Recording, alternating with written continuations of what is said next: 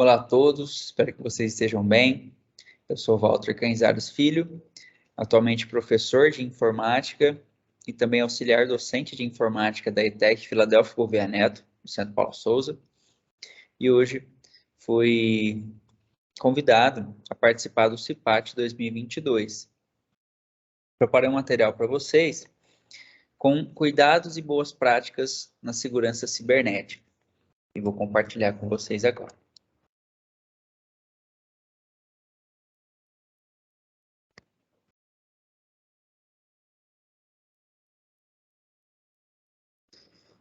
Vocês podem me encontrar pelo e-mail walter.canzares@etec.sp.gov.br e a agenda da apresentação, ela tem alguns tópicos como o panorama da internet no Brasil e no mundo, os riscos que nós podemos ter ao usar a internet, como nós podemos nos prevenir em relação a esses riscos e alguns materiais de apoio que estão disponíveis online para qualquer usuário da internet. Primeiramente, vamos falar um pouco desse panorama que nós estamos vivendo na internet. Nós precisamos entender que hoje a internet em escala mundial, ela já está na casa dos 5 bilhões de usuários, né? E, obviamente, que a pandemia, ela trouxe uma aceleração sem precedentes. Então, muitos avanços tecnológicos aconteceram, e novas tecnologias emergiram.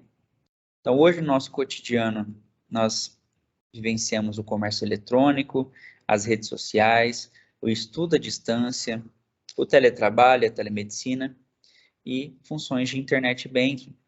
Então, hoje nós conseguimos ter praticamente qualquer serviço disponível online na internet.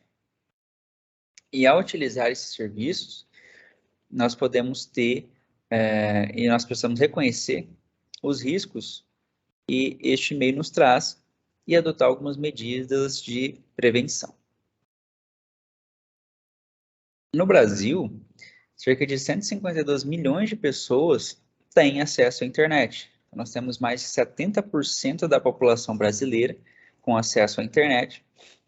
E a segunda manchete aí nos traz que o cybercrime, né, o crime virtual, ele vai custar para a população mundial mais de 10 trilhões de dólares anualmente em 2025. Ou seja, nós temos um grande acesso à internet por milhões e milhões de pessoas e, globalmente, nós precisamos ter um gasto aí com a parte de segurança dessas informações, a segurança dos dados, a segurança das contas, né? Então, os crimes virtuais, eles também explodiram, ao passo que o acesso à internet também aumentou, e nós precisamos conhecer e nos prevenir para não sermos vítimas desses crimes. Também nós podemos encontrar também muitas outras manchetes de notícias, dizendo, por exemplo, que existem ataques hackers a cada 39 segundos, 77% das organizações não têm um plano de resposta a esses incidentes de segurança cibernética, 93% das organizações de saúde experimentaram uma violação de dados. Desde a Covid-19, o FBI dos Estados Unidos relatou um aumento de 300% nos crimes cibernéticos, certo? Então, as pequenas empresas também sofrem, 43% dos ataques cibernéticos, elas visam as pequenas empresas. Então, até 2021, era estimado um gasto de 6 trilhões de dólares. Na manchete anterior, esse novo cálculo, né, estima aí mais de 10 trilhões para 2025.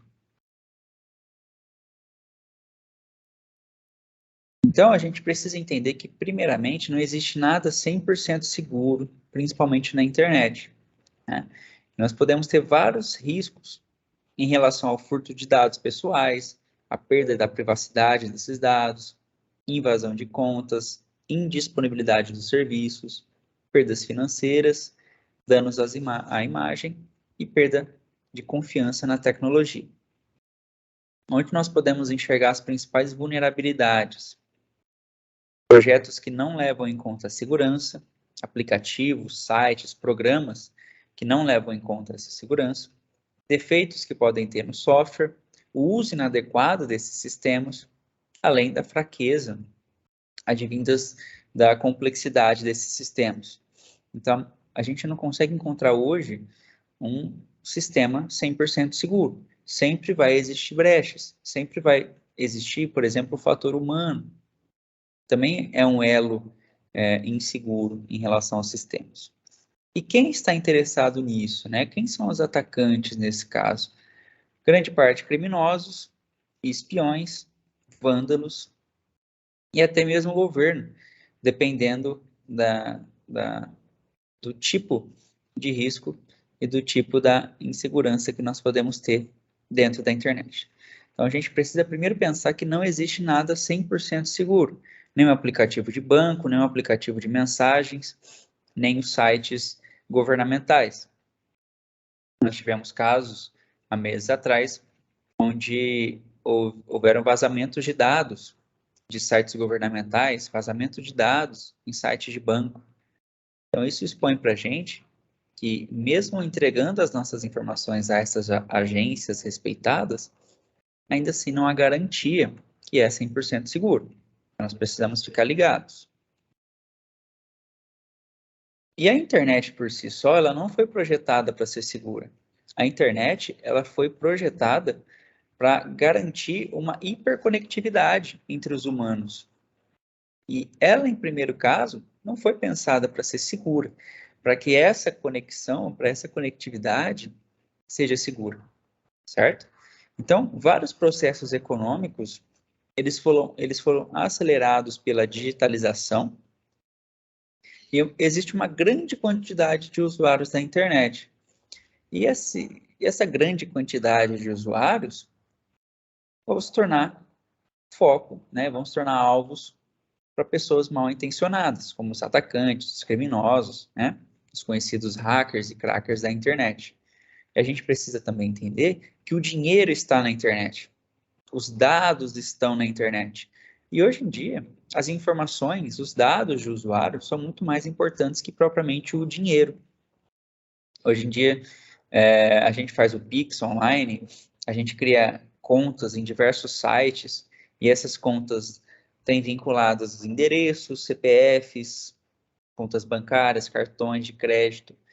Tudo isso fica entrelaçado e salvo nesses sites. Então, nós temos muitos vetores de risco, tanto no site quanto o usuário pode ser vítima de ataques desses criminosos. Então, se a gente conseguir comparar a internet com o nosso cotidiano, nós temos os mesmos riscos que nós temos na vida real, só que nós temos alguns agravantes na internet. Por exemplo, a falsa sensação de anonimato, a dificuldade de detectar os sentimentos, a dificuldade de excluir essas informações e a velocidade com qual as informações elas são propagadas. Então, o WhatsApp, os mensageiros, eles garantem que as informações elas cheguem muito rápido até o seu destino. E isso pode ser uma coisa muito boa e pode ser uma coisa muito ruim, dependendo de quem estiver utilizando, dependendo de quem tiver acesso a essas informações. E a falsa sensação de anonimato, ela faz com que vários usuários e várias pessoas mal intencionadas, elas prefiram cometer crimes virtuais a crimes na vida real. Mais uma vez salientando que a internet ela não foi projetada para ser segura. Ela foi projetada para garantir essa hiperconectividade dos usuários e empresas. E nós temos várias crenças ilusórias dentro da internet, né? Então, existem várias frases que foram selecionadas aí que são muito comuns de ouvir. Por exemplo, a internet é uma terra sem lei, a internet é a grande vilã da atualidade, meus equipamentos jamais serão localizados na internet, não tem nada de interessante nos meus equipamentos, as crianças estão protegidas em casa e meus dados não são tão importantes assim. Na verdade, essas frases, elas nos trazem uma falsa ilusão de que, na verdade, a internet ela não tem nenhuma lei, que os meus dados, eles estão seguros no meu celular ou no site qual eu fiz cadastro. E tudo isso a gente consegue perceber que vai caindo por terra quando a gente começa a pensar que os crimes virtuais estão cada vez mais comuns. Por exemplo, no Brasil existe um Marco Civil da Internet, a Lei Geral de Proteção de Dados, que garante alguma lei para a internet. Além disso, os nossos equipamentos, eles estão direto gravando as nossas informações, os nossos dados. Existem equipamentos vestíveis, como relógios, que gravam a nossa localização, os nossos batimentos cardíacos, e tudo isso é armazenado pela empresa. Já imaginou que esses dados eles podem ser expostos? Isso causaria vários danos para a população.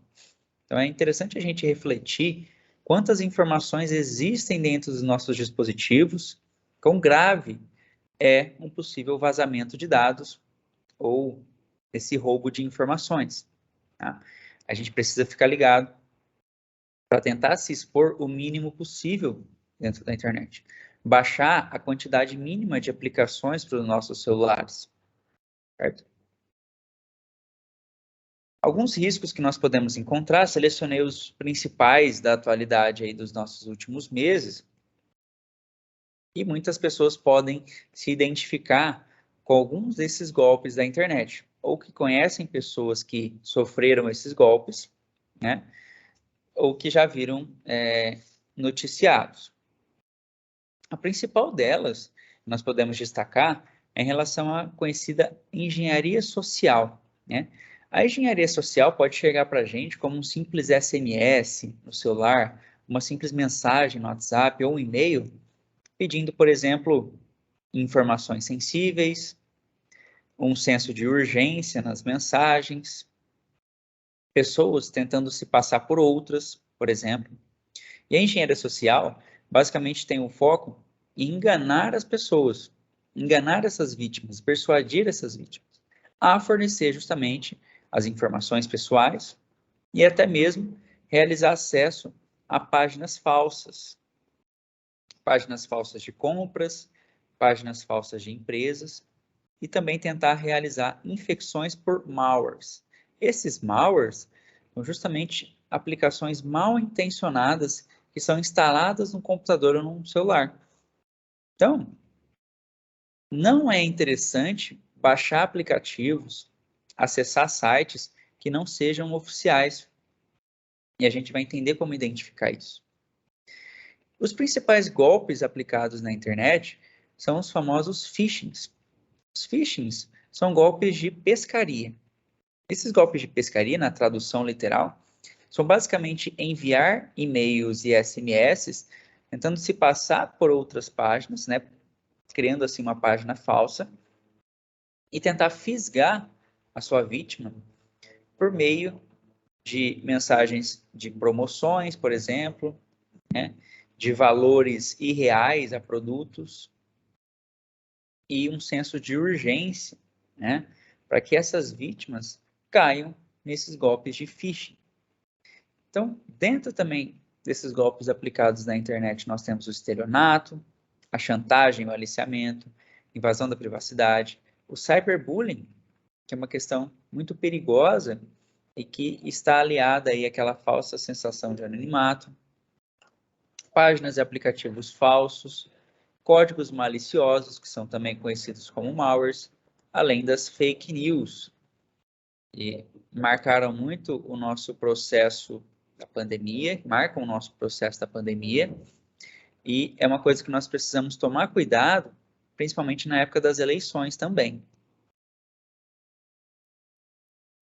O phishing, pessoal, um exemplo muito simples que a gente tem aqui, são prints de SMS que eu particularmente recebi, trazendo mensagens como aplicativo bloqueado, regularize o seu acesso, né? Temos o limite extra para você usar como quiser, você possui pontos a vencer, então resgate, né? Temos o limite de R$5.000 extra para você. Percebam que, para a gente identificar esses phishings, esses ataques de phishing, Nós temos que entender que o número que esse SMS foi enviado não é um número oficial. Ele se assemelha a um número de qualquer pessoa física que vai lá e compra um plano de celular em qualquer loja, qualquer operador. Outra coisa que nós precisamos identificar é que o link do site também não é um link oficial. Então, por exemplo, na mensagem Banco do Brasil, não é um link do Banco do Brasil. Na mensagem do Itaú Card, é um link curto, é um link encurtado, né? Ou seja, não é também um link oficial do Itaú. E eu, por exemplo, também não sou cliente do Itaú. Apesar de eu ser cliente do Banco do Brasil, não sou do Itaú. Então, por exemplo, como é que uma mensagem do Itaú, que eu não sou cliente, chega até mim? Né? Outro exemplo aqui embaixo. Então, não existe um link oficial do Itaú. Da mesma forma aqui do lado esquerdo. O aplicativo da Caixa está bloqueado. Mas ele me deu aqui um link que não é da Caixa. Então, por meio dessas duas informações, desses dois detalhes, nós já conseguimos ver e entender que são mensagens de phishing, que tentam fisgar uma vítima por meio de um telefone, um número de telefone que não é oficial, e também de um site que não é oficial. E percebam que existem a garantia de crédito, ou o aplicativo bloqueado, ou uma garantia de pontos a vencer. Ou seja, isso gera um senso de urgência por parte da vítima, que às vezes, por ver que existe um crédito liberado, vai clicar no link sem prestar atenção. Então, nós precisamos prestar atenção nesses detalhes antes de clicar em qualquer coisa. E no exemplo da Caixa, eu tenho uma mensagem de phishing que eu recebi no SMS, mais uma vez, com um e-mail não, com um número não oficial, com um site também não oficial, e ao clicar nesse site, ele me redirecionou para essa tela que é igualzinha, idêntica à da Caixa. Outra coisa que nós precisamos prestar atenção, o link deste site, ele não é o oficial da Caixa. Portanto, esta página falsa foi criada com o objetivo de ter acesso ao usuário e à senha oficial de uma vítima. Por meio de uma página falsa, os criminosos eles conseguem enganar muitos usuários e, posteriormente, ter acesso ao usuário e senha desses usuários. Então, eu preciso prestar muita atenção nos detalhes. O número não oficial, o link não oficial, o site muito igual, mas o link na parte de cima também não condiz com o site. Diferentemente de uma mensagem oficial. Então, aqui neste slide eu tenho um exemplo de uma mensagem oficial do Banco do Brasil. Então, a gente consegue ver que já é o telefone do banco, né? Então, já é um telefone oficial que mandou essa mensagem, e que o link no qual essa mensagem traz é o link oficial, bb.com.br/renovação, e que ao clicar neste link, ele vai redirecionar para uma página oficial. Perceba no link, bb.com.br. Outras informações importantes é que os links eles estão corretos, eles estão oficiais, e também o número é oficial. Então, aqui nós podemos enxergar que aqueles detalhes do phishing não estão presentes, por conta do link e por conta do número oficial, que redireciona para a página oficial e original. Também muito comum, na época do auxílio emergencial, onde criminosos criaram aplicativos falsos para tentar simular o aplicativo da Caixa. Isso foi um caso muito comum há uns meses atrás. E vocês podem perceber que o nome do aplicativo é muito parecido, só que quem publicou esse aplicativo foi a Caixa Econômica Federal. Ele é assinado pela Caixa Econômica Federal. E esse falso, ele foi assinado por um aplicativo público e que contém anúncios. Então, nós podemos identificar também E quem assinou esse aplicativo foi verdadeiramente a Caixa, apesar do nome ser muito parecido. As grandes empresas como Google e Apple, elas tentam barrar esses aplicativos falsos, mas ainda assim podem existir. Então é importante também prestar atenção tanto no nome quanto na fonte que você está baixando esse aplicativo. Um exemplo também interessante é o phishing de e-mail. Então, diferente do phishing de SMS, esse é enviado no e-mail. E no meu próprio e-mail da ETEC, eu já recebi vários e-mails e acredito que você também já recebeu esses vários e-mails, falando a respeito de atualização de e-mail, falando através de confirmação de dados. Esses sites, eles tentam se passar por sites oficiais para captar e pegar essas informações dos usuários e, posteriormente, roubar esses dados. É muito importante ver que, neste caso do e-mail, o e-mail ele não foi enviado por uma fonte oficial e que este site em questão também não é um site que contém um link verificado, certo? E o golpe do WhatsApp. O golpe do WhatsApp ele caiu praticamente nesse último ano e está se popularizando demais, infelizmente.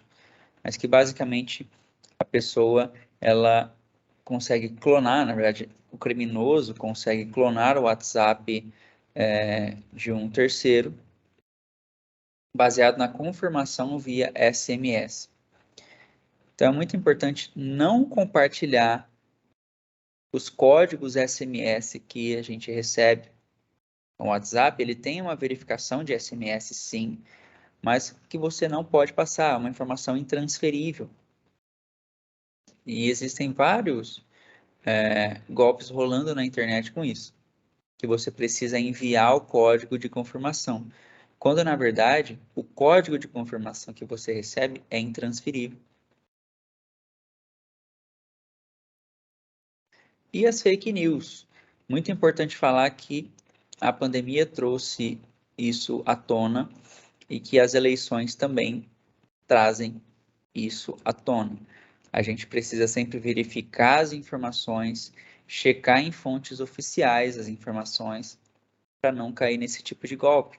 Muitas pessoas, infelizmente, ainda compartilham fake news, não verificam a veracidade das informações e que isso pode causar muitos danos à sociedade, muita desinformação à sociedade e que é algo que nós precisamos combater. Nós, como profissionais, devemos instruir, né, e salientar as informações verdadeiras, as informações vindas de fontes confiáveis e não qualquer mensagem do WhatsApp que foi encaminhada. Hoje o WhatsApp ele já tem mecanismos que conseguem nos ajudar a identificar esse tipo de fake news, como por exemplo, mensagens encaminhadas ou mensagens encaminhadas com frequência. É importante a gente sempre verificar essas informações, principalmente em períodos tão difíceis para nós como sociedade. Nós precisamos combater esse mal, é fake news. Como que nós conseguimos nos prevenir em relação a esses riscos?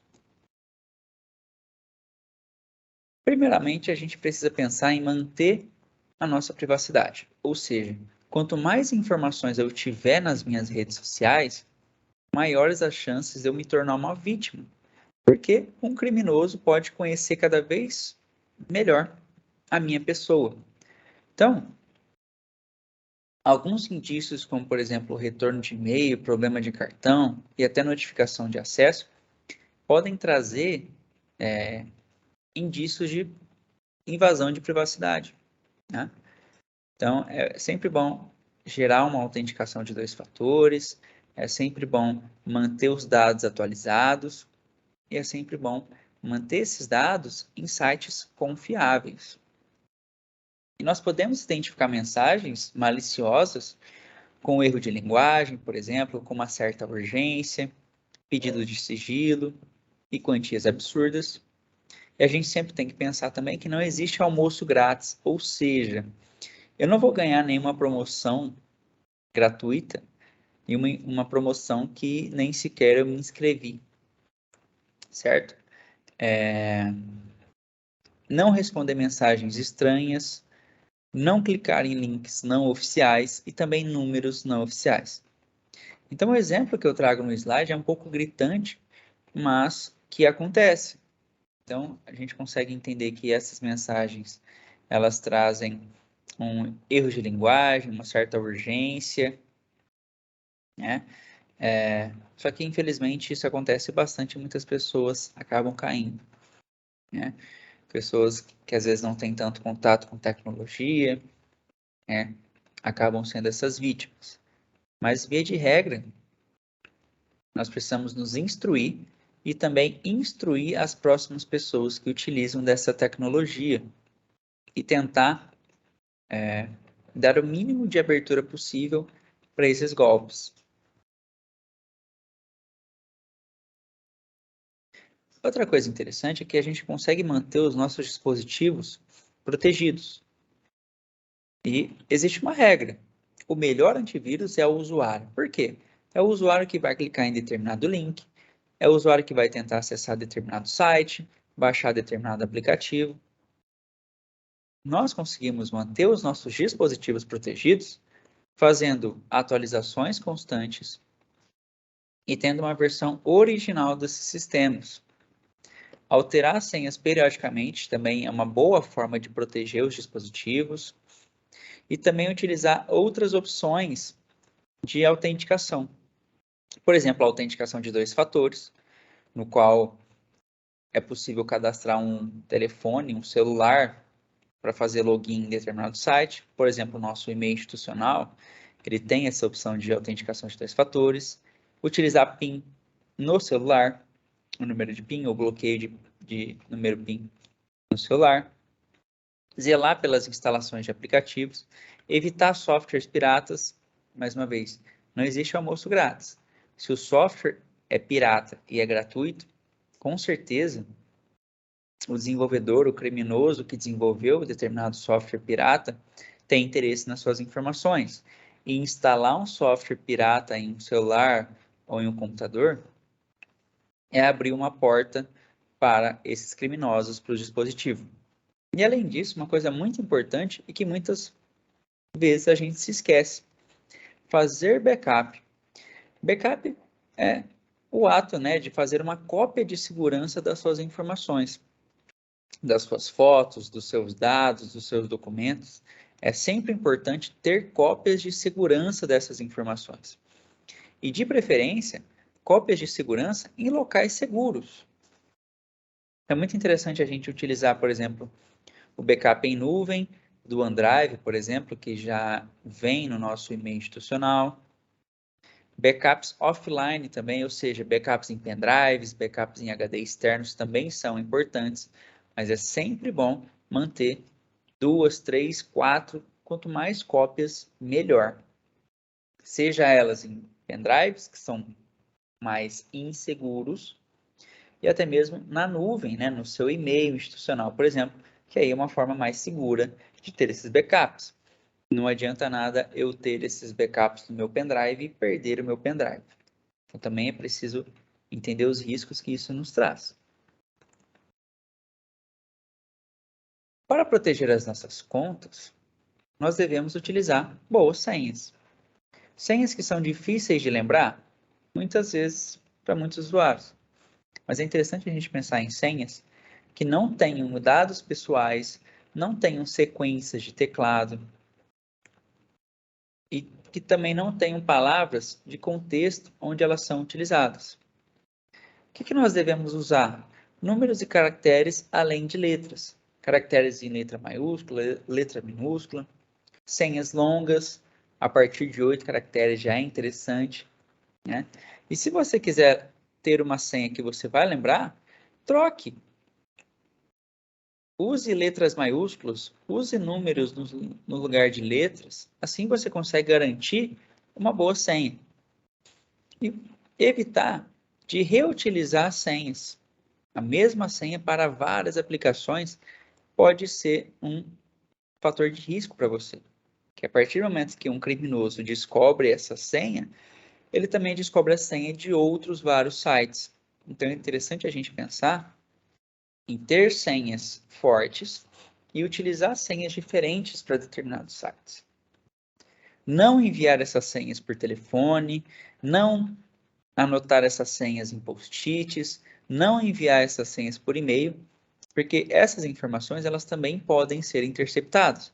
Mesmo que você tenha uma senha forte, não vai adiantar muito escrever essa senha forte num post-it.